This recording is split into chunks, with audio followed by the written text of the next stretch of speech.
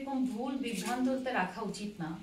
এমন অনেক সিনেমা আছে, এরকম অনেক সিনেমা আছে আমি হয়তো তাদের সাথে আমার কথাও হয়নি বা হয়তো কথা হয়েছে, বিকজ সিনেমার জন্য তো আলহামদুলিল্লাহ আমি চাইলে সিনেমা করা যায় বা অনেক কলই আসে।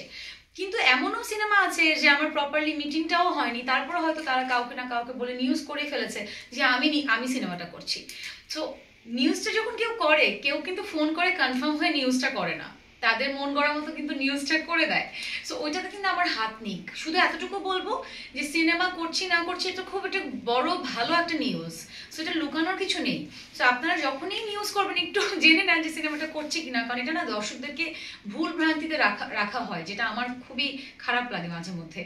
সো ওই জায়গা থেকে আমি বলবো, সিনেমার কথা যদি বলি, অফকোর্স আমি সিনেমা করতে চাই, এটা তো বহুদিন ধরে বলছি। বাট আমার প্রপার সিনেমাতে আমি যে একটু খুঁতখুঁতে, হয়তো এটা কেউ পছন্দ করে কেউ করে না, বাট আমি খুঁতখুঁতে বিকজ সিনেমাটা আমি চাই একদম প্রপার ওয়েতে করতে, মানে আমার গল্প থেকে শুরু করে ইচ অ্যান্ড এভরিথিং, আমার ডিরেক্টর, আমার প্রোডাকশন হাউস, সব কিছু আই ওয়ান্ট সামথিং ডিফারেন্ট। কারণ আমি আমার নাটকে অনেক ক্যারেক্টার আমি প্রেজেন্ট করেছি, রাইট? আমি অনেক কিছু দেখাতে পেরেছি আমার গ্ল্যামার ওয়ার্ল্ডে। আমার যখন ডান্স ক্যারিয়ারে আমি যখন ডান্স করি তখন আমি অনেক কিছু দেখাতে পেরেছি। বাট সিনেমাতে আমি আমার নিজেকে ডিফারেন্টভাবে প্রেজেন্ট করতে চাই, যেভাবে আমার দর্শক চায়।